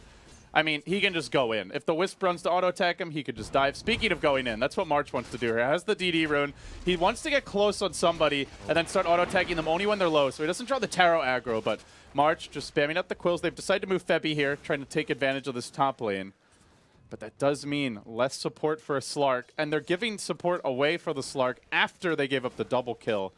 It's going to be tough, but maybe KP can make the plays bottom lane. He rushes in with the boots now complete. He gets the heal bomb and the solo kill. And with that first kill, Omni Knight can really take over. Tusk is not going to be able to handle this 1v1. Yeah, this is a brutal lane. KP is getting out of control on the Omni Knight. So this is good news for MVP because mid kind of fallen apart. They have got the stack still going, which they can fall back to, although they don't... I think the Bristleback, obviously, the one who's likely to be farming those, but it doesn't help the Slark catch up. And right now, Slark just 7 CS. He can't lane here against the Shadow Fiend, not without huge support. Even the Wyvern alone can't even zone the Shadow Fiend. Shadow Fiend's already level 5. He's just going to turn and raise anyone who tries to harass him. So this is actually a really problematic lane for them. Oh, Febby. Uh-oh. He was trying to stack the Ancients, and he tethers away. One more auto attack, bottling up. Good escape by Febby. But now they've scouted the Ancients. They're going to deploy a ward, and they'll know if these are farmed. Meanwhile, KP... doing KP things bottom. He's going to have a heal soon. Actually, no, he doesn't have the mana for it. He's got a bottle charge, and he pops it, but the creeps are going to cancel it, and the TP comes in. That pesky range creep denying him a precious kill. Did force out the teleport scroll, though. And this lane is Juan. This is a Juan lane. This is being... It's one of those fun things where you can like play a safe lane solo that has that huge advantage in lane, and it's something where LGD run a lot of weak offlaners. Yao is often playing heroes like Tusk and Earthshaker, which... there's a lot of bad 1v1 matchups for these heroes that you can look to exploit, so I like that MVP have done this. Doppelganger backed by Sylar, healed up by MMY. But this mid lane is my concern, gods. This is the Slark. Maybe they rotate him off the lane, catch him up a bit later on, but until you get 6, if you're Slark in this matchup, you can't really go in for CS because you don't have the ult to heal you up. He's only just now getting his bottle, and one raise, it's basically half your health. It's just...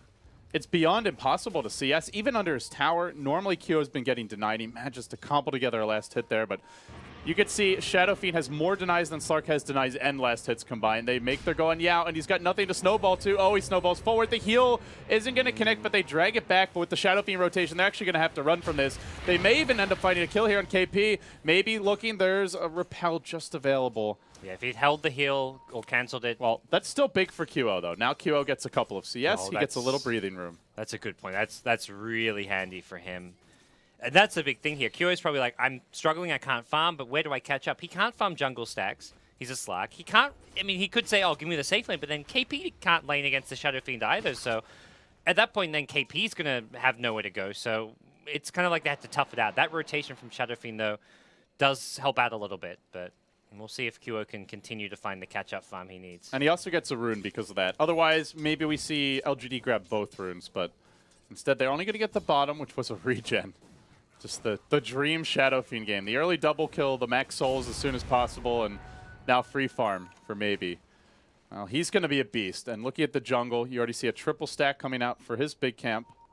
And meanwhile, the Radiant jungle, only that pair of double stacks, which was the around the 1 minute mark that those were created. And we will be looking at like a repelled Slark in these mid-game fights. So if Kyo can find some items here, he can be a big menace for LGD to deal with, especially before the SF gets like a BKB. If he goes, probably see like a mech build come out of maybe. You can really fight into that with the Omni Knight sustain. This is a very high-level farmed Omni Knight who's going to offer a lot to the team. Not going to go for like any kind of gimmicky carry Omni Knight. It's probably just going to be like I mean, he's got the Arcane Boot. Maybe we see a mech or a nuts! Staff. Trapped him by the creeps. He's got to put himself under the Cold Embrace. There is now a heal available from KP. Tried to zone with the first skill, the Arctic Burn, but at this point, it's just not that scary for Yao, who has the Stout Shield and the boots. Can just walk and tank up, so bit of a waste there, but he'll just back off and go back to, looks like he'll go back to pulling. Yep.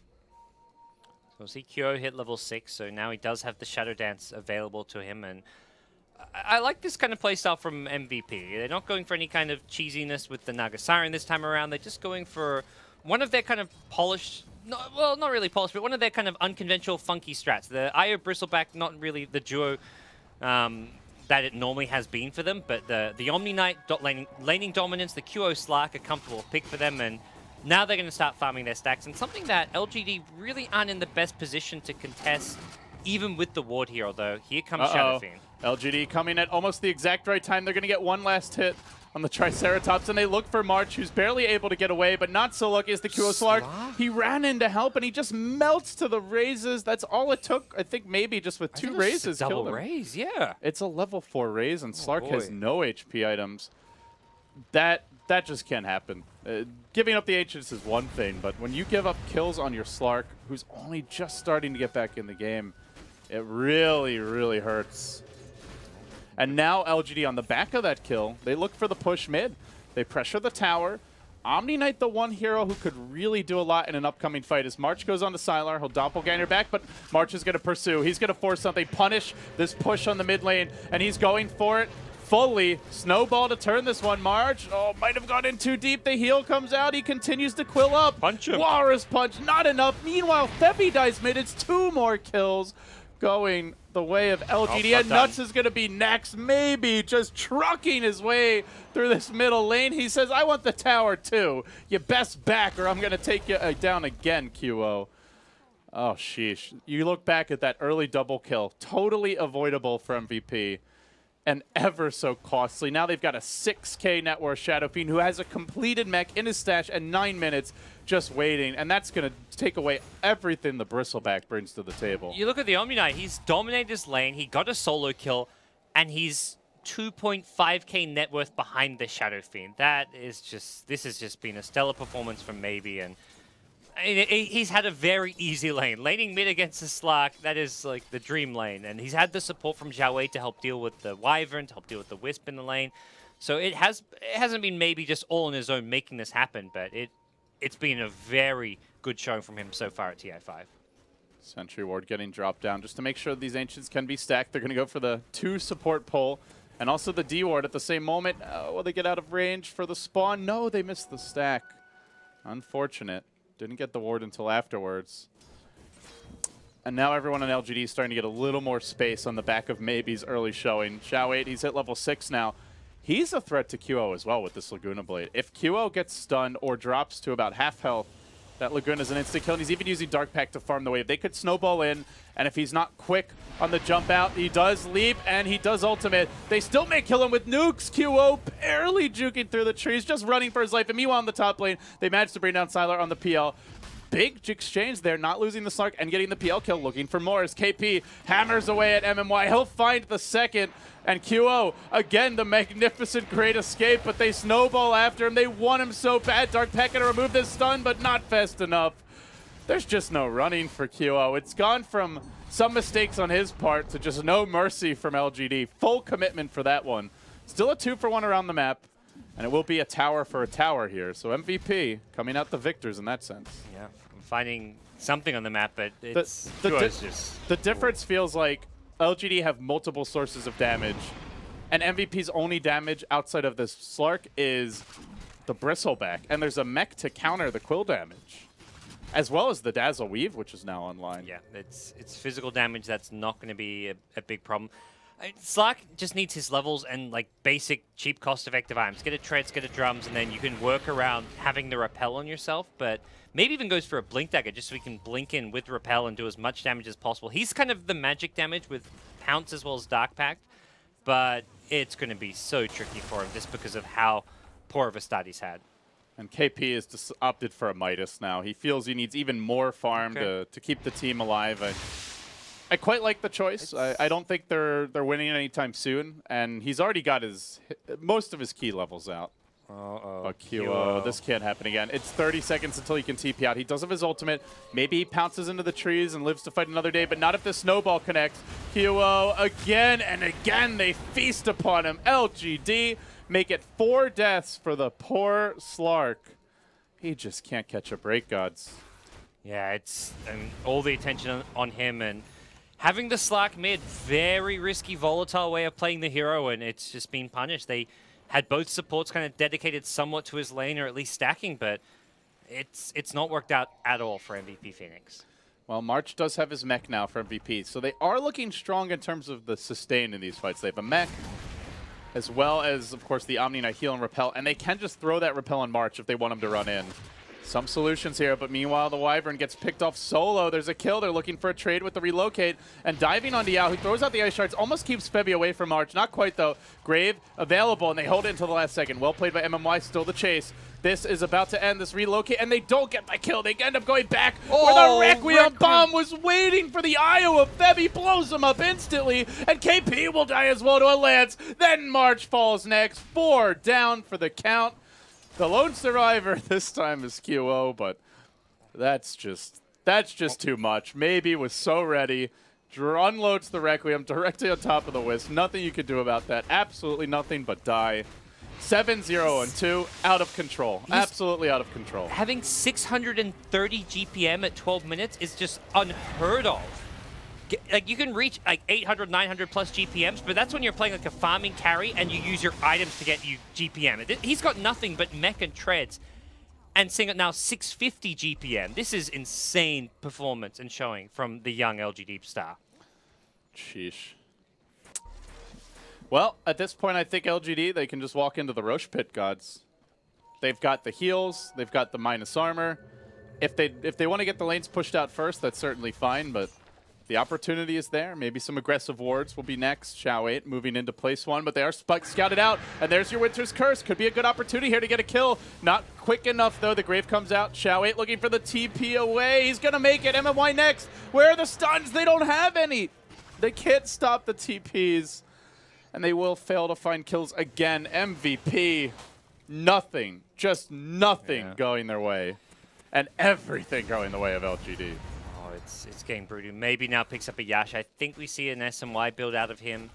This is a great SMY game. You are just so out of control if he wants to go for it. I mean, we see the problem there. There's no lockdown. We didn't talk about it during the draft, but their only disable is that Winter's Curse, and that's just not going to cut it, especially when you're this far behind. Febby's the one repelled. That leaves March a bit vulnerable. KP also doesn't have a self-repel as Yao catches him in with the shards. He's forced to Guardian Angel very early in the fight. March engaging, but the nuke damage means this isn't really that strong of a defensive play. So MVP forced to back out as Maybe and Yao push their way in. They have shards at the ready. Not going to pop them yet. Bringing the Phantom Lancer of Sylar into position. He's got his Diffusal Blade now. And the safe lane Omni Knight finds himself countered only 15 minutes into the game. Oh, LGD. They're in pole position now. Yep, they've got great vision up. They have that in the jungle of MVP.Phoenix that also sees into the mid lane, and well, they go for Rosh, and they may have to give up their mid-tier 1 tower for this, but I think they can actually defend it while taking Rosh, and that's where Xiao 8's already headed with the Tusk. There's your Sanjin Yasha. 16 minutes. This is normally like a 20-minute item on Shadow Fiend with this build-up, but throw an Aegis on top. Maybe level 13. He's ready to just walk down mid. Maybe they go top first where there is a tier 1 standing, but one thing is for sure, LGD are going to take more objectives. They will not sit back and farm. No siree. Everything coming up LGD so far in game number 2. This has been a fantastic showing. This has been probably the most dominant team so far here at TI5. Secret with the one loss against Fnatic, although we haven't really seen what Secret's truly capable of yet, but LGD has just, I don't know, they've delivered. It sets up for a very exciting day tomorrow, potentially, with these teams, I believe, set to face off then. Yeah. So should be a lot of fun, but gotta get through this game first. LGD haven't quite won just yet, although they're getting to that point where it feels like they can just walk down mid. And MVP, you have to worry about the psychology of it all more than anything. They do find Febby, and they snowball on him. And before the repel comes out, he gets Walrus Punch and dead. KP now tries to TP out, but the raises prevent it. A quick double kill. A monster kill streak for Maybe. And a trail of dead bodies lie in his wake as he plunges down the middle lane. He's looking for X. Yeah, Forget about top. I mean, there's a free tier 1. Sylar's like, guys, we can take this first and then go mid. They can't fight. They can't really defend. They've gone for these double minuses. Not by no means the wrong items. When you're this far behind, you have to go for these kind of desperation, drag the game on items. But you've got a team on your high ground 70 minutes in with an Aegis SF with this farm. Oh boy, you're in trouble. And there's just no play here for MVP. They don't have that Naga, Darkseer, you know, Disruptor type of lineup or an Earthshaker, a Magnus, something that can just change the game with a big ultimate. They have heroes that can change the game through a slow, drawn-out fight. An Omni Knight, a Bristleback, and these fights are not slow, gods. They're ending in 5-10 seconds with MVP all dead. And so now they relocate on mid. They're going to try to rat this out. MVP, they're using the relocate to get some extra gold. Could make a difference here for the upcoming fight. And they should be able to take the tier 1 down. It's going to be close, though. Relocate ending in 2 seconds. Might just end up getting denied. They barely grab it, and they get out in time. Nice for MVP. They don't take the bottom tower, though. Sylar did hold them off there. That gets Slark as Midas. And QO will begin the slow and painful process of trying to catch back up. But already, Shao8, he's just started farming. Shao8, have mercy. QO needs a little time. The stun narrowly missing. He could just throw the Laguna here if he gets in danger. And QO will leap to the low ground. TP's out. Dazzle Weave gives them vision. No stun. I think time to go down bottom is the call for LGD. And to me, it's like, let's say MVP do drag this game. It goes 30, 40 minutes in. LGD have the much better late game here. Shadow Fiend PL as your 2 carries. You've got the utility of the Tusk, Walrus Punch to go through any BKB carries, as well as going through Repel. Dazzle isn't insane here in the late game with Weave, Grave, Shadow Waves, whatever it may be. Lina scales amazingly well in his farming items as well. So MVP don't even come close to what LGD's potential is in a late game scenario. The only chance MVP have, like, in the mid to late game is hitting a insane Winter's Curse where you get, like, Shadow Fiend next to a PL and one of them kills the other or something. But LGD could just fall back and farm for 20 minutes. By no means do they need to. They want to end this game as fast as possible and get on with it. Oh, they're going to go on March. He turns his back. The Wiz comes in. They even put him under, courtesy of the Cold Embrace, and they will keep him alive for now. It is a lot of defensive power, but now it's all on cooldown. And they're walking in again and working on the tower. Maybe take some damage. March continue to keep his back turned as he looks to stall out this push. And LGD with some sustainer of their own from the Dazzle, the bottle charges keep on pressing in. This is giving QO time. And he's split pushing top gods. He's looking to make space for his team. And LGD, they decide we can't do it just yet. Let's push out the lanes, farm the enemy jungle a bit more. There's the Dazzle drums, just another utility item. They may wait for the next Roche if they're not feeling super confident. Yeah, they can wait. They don't have to wait. It's very much. I mean, to me, it's just like I do not see LGD. There's no way I think they can really lose this game unless they make huge misplays or running into Winter's Curse with 5 heroes. Yeah. At no point does Slark really become relevant. He's so far behind. The Midas is going to catch him up on levels and help make sure he farms items towards the late game, but this hero won't be able to fight a Shadow Fiend or a PL. It just doesn't match up against these kind of carries, especially when you're going to be under-farmed compared to them. And on top of that, there's a Lina in the picture with an Aghanim's Laguna Blade coming, at which point you're always going to lose about half your health off the bat. Even if you repel the Slark, he's not guaranteed to stay alive. Oh, nuts. I just wanted to ward, but not going to happen. He puts himself under with the Cold Embrace, but only delays the inevitable here as Yao continues to go to work. Another Ice Shards, a heal. MMY says, I'll take that. And another kill for LGD. Make it 15-3 as they continue to just starve out MVP as much as possible. We'll see a Crimson Guard. Excellent pickup versus illusion-based carries. It really works well against the PL in this case, but there's just so much other damage. There's all the magic damage from the Lina. The Tusk has some. Of course, there's the Shadow Fiend. We haven't really even seen a gigantic Requiem, but maybe he's getting close to his next item. And I think LGD just, if they don't push now, they will be pushing within the next 5 to 10 minutes for sure. Yeah. I'd love to see maybe just like pick up a Deso or something, go for the all-in push, but I imagine he'll go for something safer, and it's going to be Butterfly. So making sure he can go well into the late game. And at this point, Butterfly, SMY, and the next Aegis is probably going to be a lane of Rax. There's going to be a bit of a skirmish breaking out here, though. Yao's in fairly deep. He's got a blink available. MVP, they are lacking a bit on catch. We've talked a lot about it today. We've seen some drafts. IG comes to mind in the first series, gods, where they just didn't pick any stuns or lockdown. And it feels in general that those types of drafts are not working. There was the EG Clinks game the other day where they picked the Clinks and they had 0 disables to set them up. They have Winter's Curse. That's it. And that's an ultimate. I wouldn't say it's the only reason they're in trouble here, but it just makes it harder at this stage of the game where you don't have a comeback mechanic the way like a team with an Earthshaker or a Clockwork might.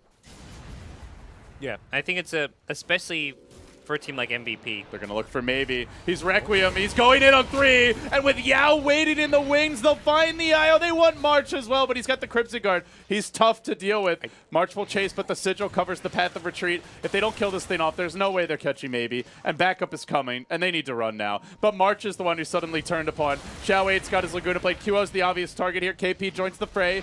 March trying to duke it out. Sylar joining, and there's the Diffusal Blade. Right as the Omni Knight ult comes out, so March a little bit of sustain against this physical damage, but it's not going to help against the nuke. Xiao 8 zaps him. The Laguna coming just before the Aghanims is delivered, and now they look for more of the snowball towards so the well. close. Here we go. Okay.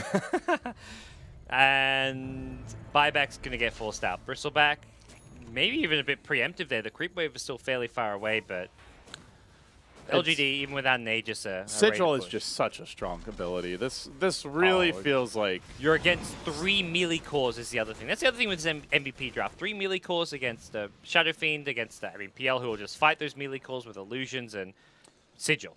It's problematic. Normally, Bristle is sprinting after you, but there he was like strolling in the general direction of LGD. And now it's just waiting for the Roche, it seems. LGD, Roche to respawn in 2 minutes. So they got a little bit of waiting time, but they'll keep the lanes pushed out. Top lane is already being pressured.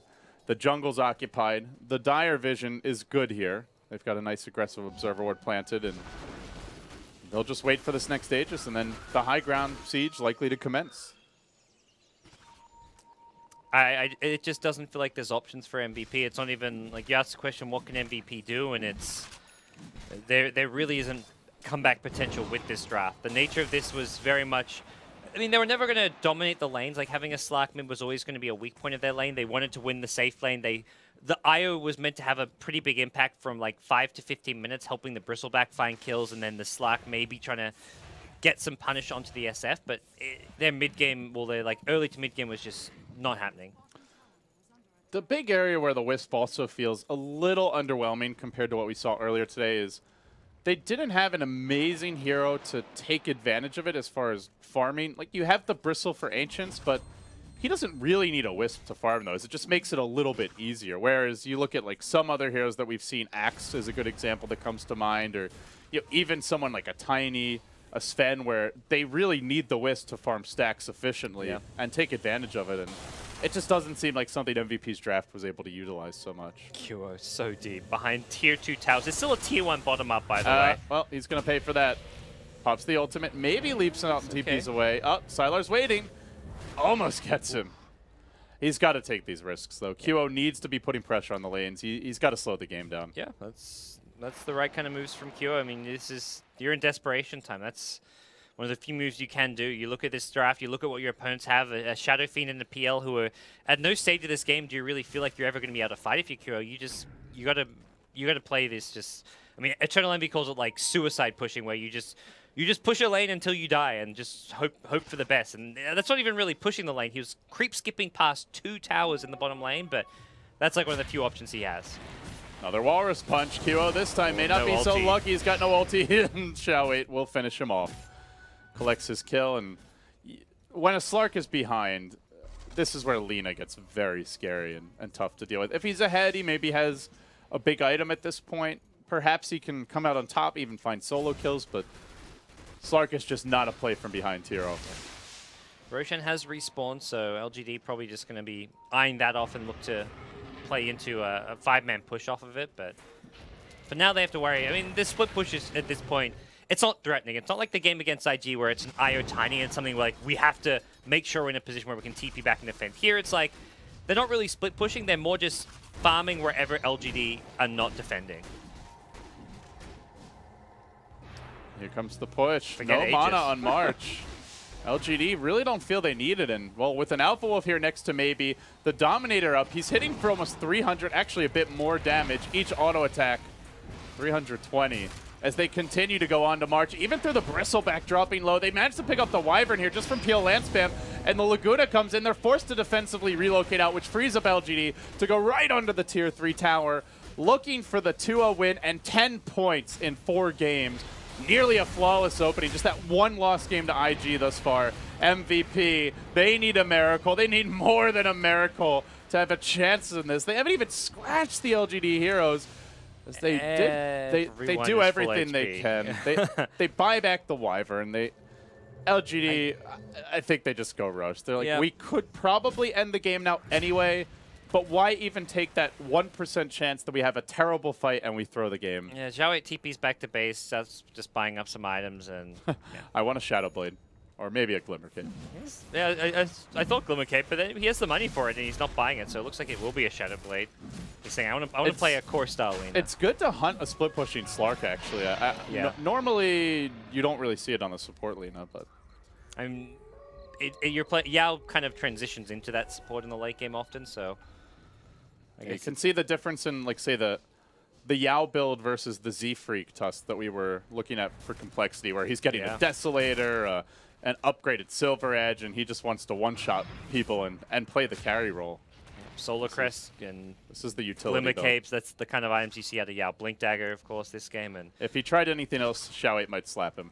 Yeah, it's like, you get these utility items, I'm the one who's going to get farm and carry. March just standing here, but while he's... oh, jeez. March is like, okay, I'm going to stand here and turn my back to them. And then maybe says, great, I'm just going to kill your Wisp instead, and then we'll deal with you if you dare to stick around. They do get a great Winter's Curse off, though, but Yao's Grave, the Winter's Curse canceled by a beautiful timing play by LGD. They finally bring down Yao, but it's right as everybody's forced back to the well. The Omni Knight don't even deploy. They only get a Tusk out of this exchange, and they lose the racks. With the Aegis still online, maybe is more rich than anybody in the world at this point. He's richer than God. He's just going to go down to the bottom lane, work on a second lane of racks. Both cores at full HP in their prime and looking for kills. If anybody takes a foot forward, they'll move on to the bottom lane of racks. MVP, desperate for anything, might as well just run in and fight. You're not winning this one by stalling at this point. The racks are dropping. Xiao 8 again annihilates Febby. This Wisp just can't survive for long. Now he's starting to toy with the Shadow Amulet. March looking for the kill. Does manage to bring down the Lina, but March will pay with his own life soon enough to a flurry of PL Spears. The next kill, the Omni Knight chunked down by maybe. GG any second, it feels. Sure, you've killed the supporting cast. You can't even scratch the cores. They still have an Aegis on maybe. Sylar's here just playing support, really. That's how gigantic the Shadow Fiend is. I never thought I'd see the day where Sylar is not the hero for any team he's on, gods, but maybe is that hero. This guy, I think he's going to be the story of TI. No matter how anyone else does, you look at the players coming into this event, the only other player who has a similar level of experience is probably Sumail on a top team, and maybe is just playing on a different level from anybody else. It's been impressive. He has delivered game after game, even when LGD looked like they were in an unwinnable position against Cloud9, and his Ember Spirit just held on for days, and it's just a sight to see as we move. It's going to be really great to see how LGD match up against Secret tomorrow, and even in the main event, when they get to the really big clutch matches. This is a player who doesn't seem to be phased at all by the scale of TI5. I mean, hell, they were backs against the wall yesterday against Cloud9, and he carried them so hard by himself, basically, on Ember Spirit, a hero that had a terrible win rate coming into the event, has been nerfed heavily, and just generally doesn't seem popular for a variety of reasons, but look at him now. 11-0-5. Now, granted, I mean, we do have to go back to the way the game began, and MVP fed 2 kills that they should not have, but yeah, it's not just that. He's used it so well. He hasn't made any mistakes the entire game. Well, they're looking to tighten the noose here in the top lane, looking for mega creeps and just nothing MVP have in their arsenal that can defend this, it feels like. They continue to pummel this tower in the top lane. MVP. Just ignoring the bristleback. I mean, like, they only care about the wisp, and Febi's dying to illusions at this point. He's got to walk back to the well and heal up. And while he's doing that, Maybe and Sylar press in. They'll take down the tower. They've got another defusal charge ready. March is going to have to back out. He turns his back, and they ignore him. And here comes the Requiem on deck. QO almost kills him off the bat. As soon as that ultimate ends, if he sticks around, he's going to get Laguna'd. There's the zap. It's on KP. Instead, March next. LGD swarming into the MVP base and hunting for Febi. The main proc, the relocate. He does make it out, but to what avail. Yeah. Meanwhile, elsewhere, a dead Slark and an effigy dead at the same moment. It's been a rough game here for QO. 1-6-0 gods. In the past, his Slark has carried this team to great highs, but here it felt all but helpless against the onslaught. Just kind of outclassed in a lot of ways here. I mean, this is not a matchup MVP.Phoenix would come into really hoping for a win against, but this just puts MVP in an even worse position. They had losses yesterday against Complexity. They did have the one draw, but they still find themselves really struggling here in Group A. And to me, this series, both games, very one-sided games. Game one, some signs of life at times with the Naga Siren, but that's kind of just the nature of a Naga Siren. You buy enough time to get that Radiance online, you're going to look somewhat hopeful at delaying the game, but that's all they ever really did. They delayed the game. They never looked like they were close to winning the game. This game, it was a complete different story. They couldn't even delay this game. It was just a stomp from start to finish. I want to go back to IG because we saw them earlier. They tied LGD 1-1, but the difference to me between IG and LGD, this game is a microcosm of that. They have a safe, stable, just solid core of heroes and playstyle that they can always fall back on, and that's something I'm worried about for IG. They're a team that they can have those amazing games, but they don't have this like bread and butter to me that LGD do, and that's really what you want in the group stage, is just to get those wins over teams that you should beat on paper just based on star power and experience. And I mean, LGD, they don't have to pull out any fancy tricks. These are all heroes we've seen from them before. It's a nice mix. They executed it really well, but it's also something that you can expect from the team. Yeah, and to them, it's like it's also somewhat warming up. Like this game around, they just first stage banned the Naga, and I think, like looking at the draft, they know they can beat a Naga Siren. They could have just left it in the pool and beaten it, but you're not really playing a standard game of Dota when you're in a Naga Siren game. So for LGD, it's like we want to work on our strategies and our execution, which execution against Naga Siren is something completely different. So for them, they say, look, let's just look at the big picture, move forward, ban the Naga, and deal with something more standard. This isn't really standard, though. With that said, MVP.Phoenix decide that they just want to keep mixing things up with their picks. But I mean, LGD look like they have a game plan. A team like IG, they need to develop that game plan, develop that playstyle that's going to carry them through the group stage. Well, for MVP.Phoenix here, a tough loss, 2-0'd by LGD with lots of stiff opponents still to go. They're going to have a breather now. We'll be coming back, guys, and bringing you our final match of the day here on stream number 2 before Capitalist and Blitz take over. He's Gods, I'm LD. Be sure to follow him on Twitter at BTSGods, myself at LD Dota if you'd like. Stick around. We'll have one more series after this.